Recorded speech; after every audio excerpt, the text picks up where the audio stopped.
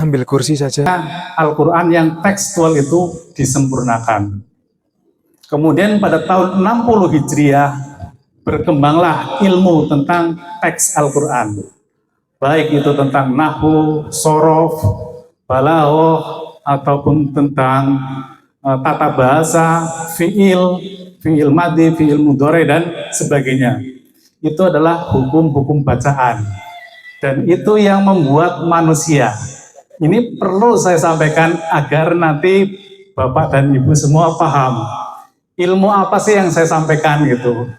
Seringkali kita memahami kalau beragama ya merasa diri kita yang benar, yang lainnya keliru gitu. Nah ini saya ingin membuka perspektif yang lebih luas lagi. Setelah teks itu sempurna, maka kemudian pada sekitar 100 sampai 200 tahun Hijriah lahirlah ilmu tentang mazhab, yaitu tentang hukum-hukum beribadah dan muamalah.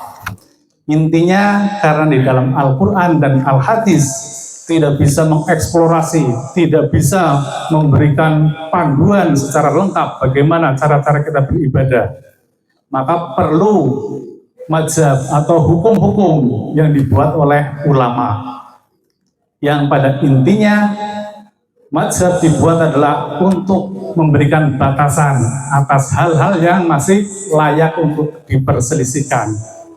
Jadi itu filosofinya.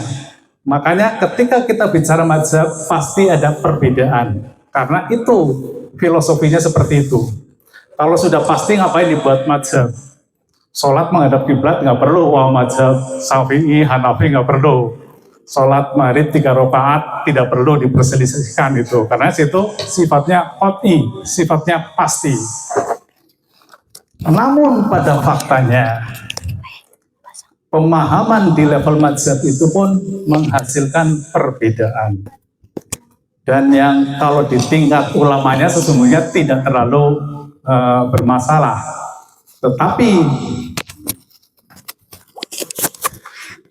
Tetapi ketika itu menyentuh kepada pelaksanaan di level umat, seringkali kita bermasalah. Misalnya dari imam mazhabnya, kita mengenal sesungguhnya dalam sejarah itu ada 5 imam mazhab besar itu, yakni Imam Ja'fari. Beliau adalah guru dari 2 imam besar, yaitu guru dari Imam Hanafi dan Imam Maliki. Tetapi karena Imam Ja'fari adalah aliran Syiah, maka kita seringkali tidak mengenal itu ya. Kita mengenal hanya Imam Hanafi, Maliki, Syafi'i, dan Hambali. Saya tidak akan membahas di situnya. Saya hanya ingin nanti membedakan apa sih agama dalam perspektif tekstualnya dan ruhaninya. Mari kita lanjutkan. Setelah 100 sampai 200 tahun Islam hadir, itu baru tersusun mazhab-mazhab. Dan ternyata ilmu tentang hadis itu baru tersusun 200 sampai 300 tahun kemudian, yaitu di zaman dinasti Abbasiyah. Pada saat itu ada sebuah institusi yang sangat hebat yang namanya Baitul Hikmah. Seluruh pusat ilmu pengetahuan dunia ini ya, seluruh dunia itu ada di Baghdad. Jadi dulu itu adalah kemajuan Islam pada saat itu di era dinasti Abbasiyah. Dan kita mengenal seperti Imam Bukhari, Imam Muslim, Imam Tirmizi, Ibnu Majah, dan sebagainya. Itu terjadi pada abad ke-3 sampai ke-4. Kemudian tidak hanya seperti itu. Ketika Islam kemudian maju, teknologi berkembang dengan pesat, ilmu filsafat, terutama filsafat tentang peripatetik, yaitu filsafatnya Aristoteles atau filsafat ilmu pengetahuan. Yang kita mengenal pada zaman itu beberapa tokoh-tokoh hebat di dalam Islam, antara lain Al-Kindi sebagai bapak filsafat, Ibnu Sina sebagai bapak kedokteran, Ibnu Haytham sebagai bapak optik dan ahli astronomi, yang menemukan setahun itu 365 hari, 5 jam 46 menit dan 24 detik itu orang Islam. Dan itu dasar dari tahun Tahun apa namanya? Yang bukan Hijriah apa Pak Yai? Masih ya. Tahun Masehi. Tetapi seringkali umat Islam menganggap Masehi itu tahunnya non-Muslim gitu ya. Padahal yang menemukan itu orang Islam. Perputaran matahari setahun 365 hari itu orang Islam. Dan implikasi dari kemajuan Islam di era Abbasiyah itu menghasilkan aliran-aliran akidah. Yang terkenal pada saat itu adalah aliran Mu'tazilah. Pada prinsipnya aliran Mu'tazilah adalah bagian daripada aliran Qadariyah. Dan waktu itu nggak ada orang menamakan aliran Qadariyah gitu. Nah, kemudian pada endingnya aliran Qadariyah itu kemudian runtuh dan digantikan oleh aliran Ahlus Sunnah wal Jamaah. Yang ingin saya sampaikan, saya tidak penting itu terjadinya perbedaan. Namun ketika kita beragama dalam perspektif lahiriah, entah itu terkait teksnya, entah itu terkait hukum-hukum agamanya, hukum-hukum fikihnya, aliran-aliran akidah, itu tetap saja akan terjadi perbedaan. Karena itu ada di alam dunia. Dunia itu sifatnya relatif, sudut pandang, perspektif. Tiap kepala punya pemikiran, tiap wilayah punya cara berpikir. Berbeda waktu, berbeda zaman pun berubah. Itulah sifat-sifat di dunia. Dia dipengaruhi oleh hukum ruang dan waktu. Bapak dan Ibu,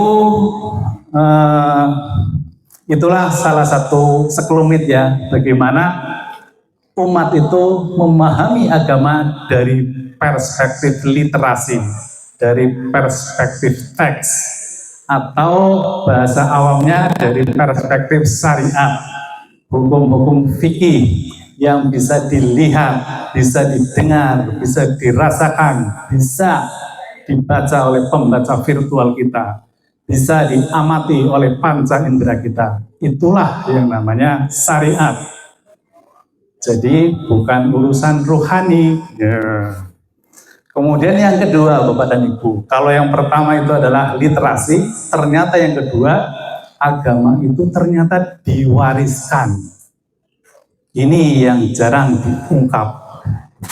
Dan hal ini merujuk kepada hadis Abu Hurairah yang diriwayatkan oleh Bukhari. Aku telah menerima 2 bejana ilmu dari Rasulullah.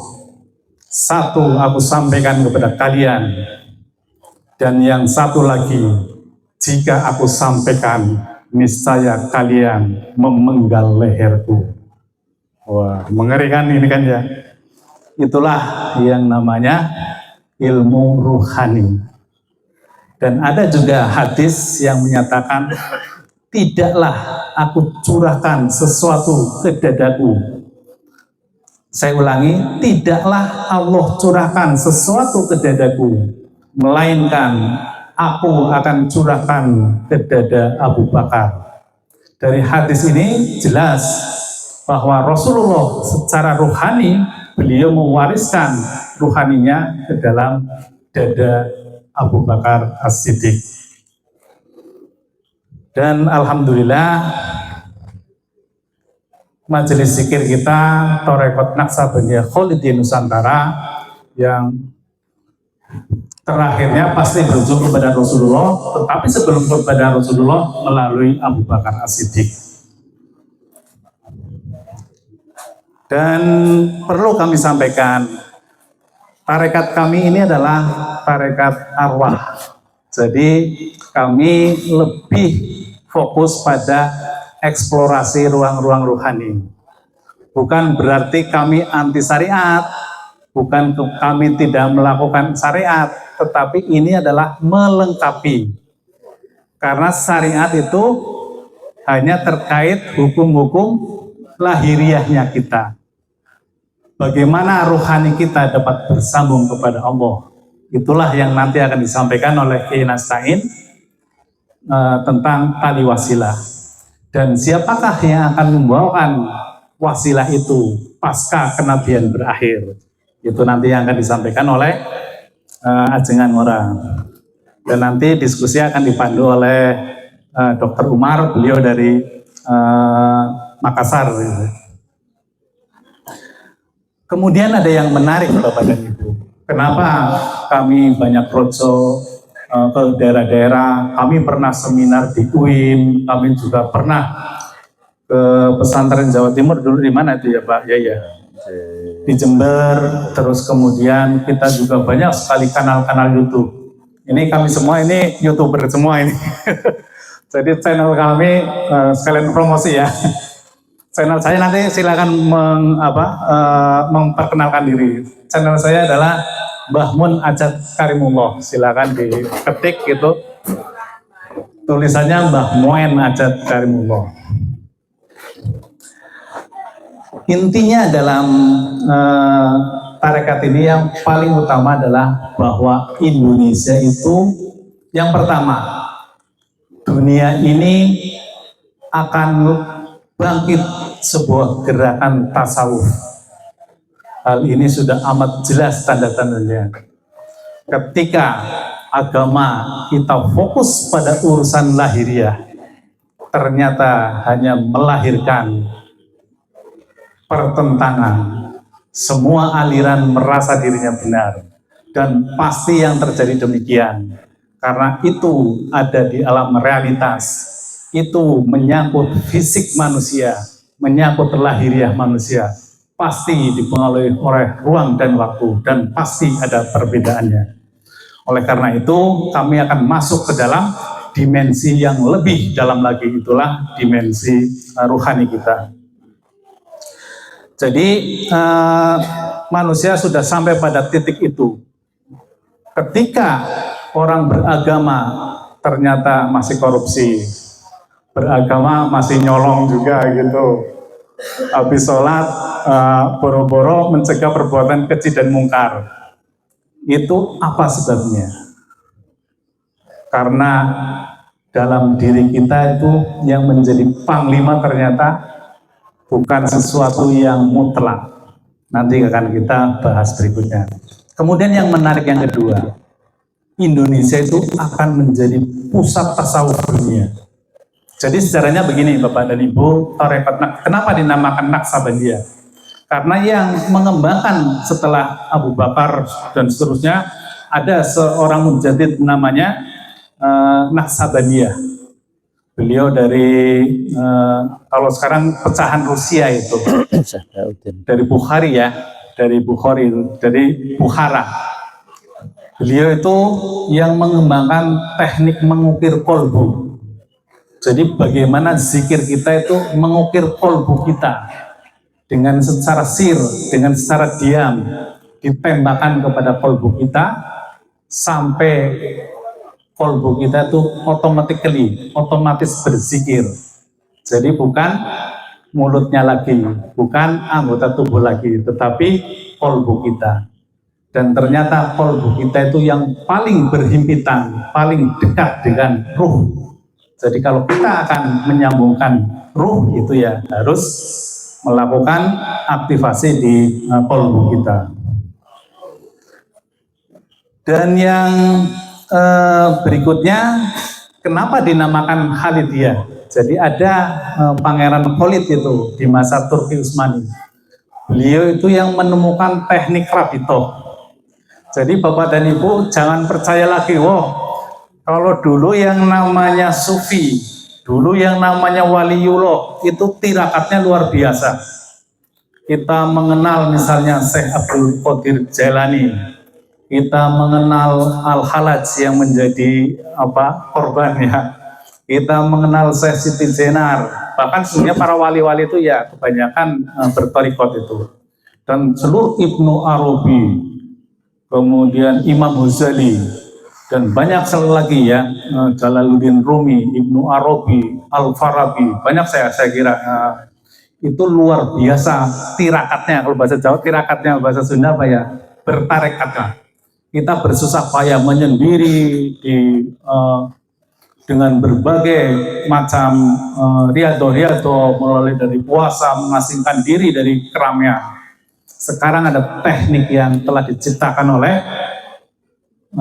Sayyidi Syekh Khalid, yaitu tentang teknik Rabito. Pernah dengar nggak Bapak dan Ibu teknik Rabito? Jadi teknik Rabito itu teknik menyambungkan ruhani kita kepada sistem wasilah. Nanti akan disampaikan oleh sistem wasilah adalah sistem kebersambungan ruhani manusia dengan Tuhan. Nah, untuk dapat bersambung ke dalam sistem ruhani itu ada yang namanya Rabito. Rabito adalah mempersambungkan ruhani kita, frekuensi ruhani kita kepada sistem wasilah melalui seorang mursyid yang waris. Nah, nanti akan disampaikan oleh dengan orang itu. Jadi kita-kita yang awam tidak mungkin bisa bersambung kepada Allah yang dimensinya sangat tinggi, dimensi yang maha qadim, dimensi yang maha mutlak. Tidak hanya mutlak saja, maha mutlak. Kita ada di alam relatif semua. Kita ini relatif semua, ada umur teknisnya. Entah kapan kita juga akan mati, ya gila ya saya itu. Seluruh entitas di semesta ini semuanya akan hilang. Karena itu sifatnya relatif.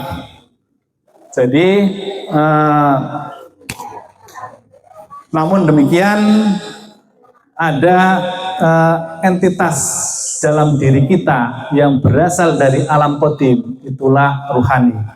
Dan itulah yang bisa kita bersambung ke dalam sistem wasilah dengan melalui teknik Rabito. Nanti akan mungkin disampaikan juga ya. Tapi pada intinya kalau Bapak dan Ibu punya HP, bagaimana HP itu bisa saling berhubung dan saling mengirim data dari HP yang satu ke HP yang lain dengan hanya disandingkan saja melalui barcode itu. Seperti itulah teknik Rabito. Jadi kita-kita yang awam tidak perlu harus tirakatnya yang mati-matian, yang puasa sampai berbulan-bulan, kemudian pergi ke gunung dan sebagainya. Tetapi dengan kita berguru kepada mursyid yang bersambung kepada sistem wasilah, salah satu tekniknya adalah Rabito. Nah, itu adalah dua hal yang paling pokok dalam tarekat kami, yaitu yang pertama adalah bagaimana zikir secara sir, yang kemudian yang kedua yaitu teknik Rabito. Dan yang menarik lagi Bapak dan Ibu, jadi pasca runtuhnya Turki Utsmani itu kan negara Islam itu kemudian terutama Arab Saudi dikuasai oleh Raja Saud yang berkolaborasi dengan aliran Wahabi. Saya tidak sedang mendeskripsikan Wahabi ya, tetapi Wahabi itu tidak aware, tidak menerima tasawuf. Dan sejak saat itu, sekitar tahun 30-an itu, ada ulama tarekat Naqsabandiyah Kholidiyah, yaitu Sulaiman Az-Zuhdi dan putranya Syekh Ali Ridho, yang pada waktu itu hampir seluruh ulama-ulama Indonesia itu berguru kepadanya, kepada beliau di Jabal Qubais. Sehingga setelah Turki Utsmani runtuh, Raja Saudi menguasai Arab Saudi, maka kemudian atau mursyid-mursyid yang berpindah ke Indonesia. Salah satunya yang paling terkenal yaitu Sayyidi Syekh Profesor Qadirun Yahya dan Sayyidi Syekh Amiruddin. Beliau berdua adalah sebagai peletak tonggak sejarah dalam tarekat di Indonesia. Dulu murid-murid beliau itu sampai jutaan. Dan alhamdulillah mursyid kami adalah beliau yang menggabungkan dua samudera tersebut. Bagaimana Sayyidi Syekh Profesor Qadirun Yahya yang ahli dalam teori fisika dan metafisika, yang secara sederhana beliau menyampaikan bahwa metafisika adalah fisika di alam meta, ruhani adalah metafisika, tetapi metafisika bisa diamati dari fisika. Misalnya Pak Jaya yang kita kenal kan, wah wajahnya itu, wah pakai orangnya sekeren itu, tetapi kan fisiknya. Siapa yang bisa kenal dengan ruhnya Pak Jaya? Kalau dalam teori ini, ruhnya Pak Jaya maka ada di balik jasadnya Pak Jaya. Kurang lebih seperti itu. Nanti akan diterangkan. Al-Quran itu yang mushaf kan yang kita baca, yang cetakan itu ya, cetakan pabrik. Kemudian Al-Quran ruhani yang mana? Ya Al-Quran yang ada di balik tekstual itu. Sebagaimana Al-Waqi'ah 78 dan 79 bahwa Quran tersebut ada di Lauh Mahfud. Saya sebenarnya ingin cerita lebih banyak lagi ya, tapi takut udah malam ya. Sedikit lagi saya tambahkan. Bagaimana sih agar kita bisa bersambung kepada sistem rohani tersebut? Jadi ada sebuah makalah masyhur yang sangat menarik yang menyatakan bahwa man arafa nafsahu faqad arafa rabbah. Barang siapa mengenal dirinya, maka sungguh ia telah mengenal Tuhannya. Jadi diri atau nafas atau kesadaran. Pernah nggak kita bertanya siapakah diri kita itu kan? Ternyata secara singkat aja, diri ini sebenarnya ada 4 komponen dasar. Yang pertama adalah naluriah. Naluriah ini terkait dengan jasad itu ya. Jadi rasa lapar, rasa keinginan, dan seterusnya. Kemudian ada emosional, itu terkait dengan rasa. Kemudian ada akal. Dan yang terakhir adalah ruh. Ketika yang menjadi pimpinan dalam diri kita, dalam kesadaran kita bukan ruh, pasti kemanusiaan kita yang akan timbul. Jadi kesadaran rohani kita pasti tertutupi, terhijab oleh komponen-komponen tersebut.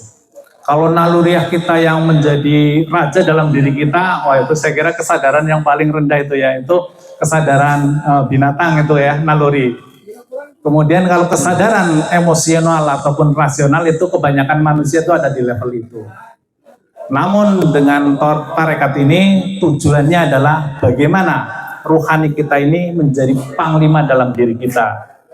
Ruhani adalah entitas ilahiyah. Dia berasal dari alam qadim yang ditanamkan ke dalam diri manusia yang ada di alam dunia. Semuanya persambungannya itu. Karena tidak mungkin Tuhan di alam maha mutlak berada di alam relatif ini gitu.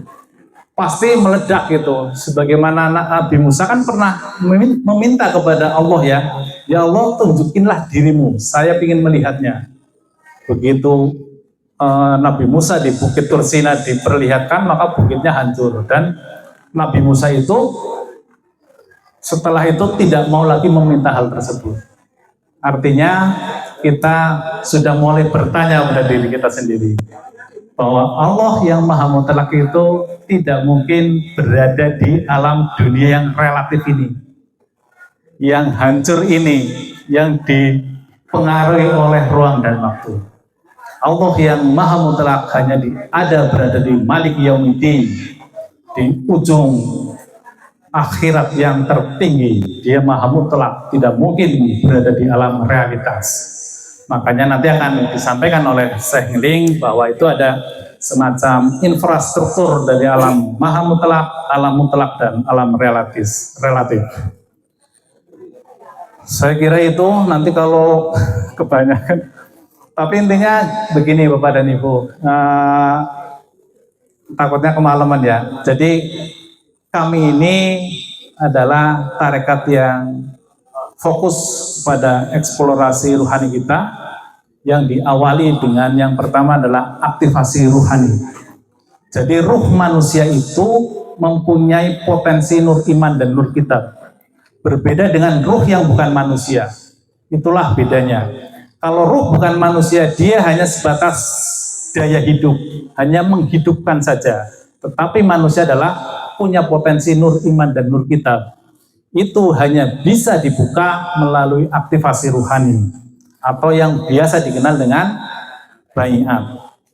Kemudian setelah berbaiat, itu metodologinya kita juga mengenal zikir sir atau tawajuh. kita juga biasa melakukan suluk. Jadi suluk adalah sebuah pemampatan energi rohani. Kita beriato, kita mengasingkan diri, berzikir, tidak berkumpul dengan manusia pada umumnya, menyendiri selama 10 hari. Dan kemudian yang terakhir adalah kita ubudiyah, untuk memberikan sebuah bukti bahwa kita tidak hanya dalam bentuk rohani kita, tetapi mewujud di alam realitas ini, menebar kebaikan kepada sesama dan sebagainya. Saya kira itu yang dapat kami sampaikan. Nanti secara lebih rinci akan disampaikan oleh beliau berdua, dan terakhir akan dipandu diskusi oleh Dr. Umar. Demikian, mohon maaf sekiranya banyak hal yang mungkin tidak pas dalam penjelasan kami, dan memang kewajiban kami hanya menyampaikan. Jadi memang itu target kita, menyampaikan saja. Demikian, ilahi anta maksudi waridho kamatulubi. Wassalamualaikum warahmatullahi wabarakatuh. Waalaikumsalam warahmatullahi wabarakatuh.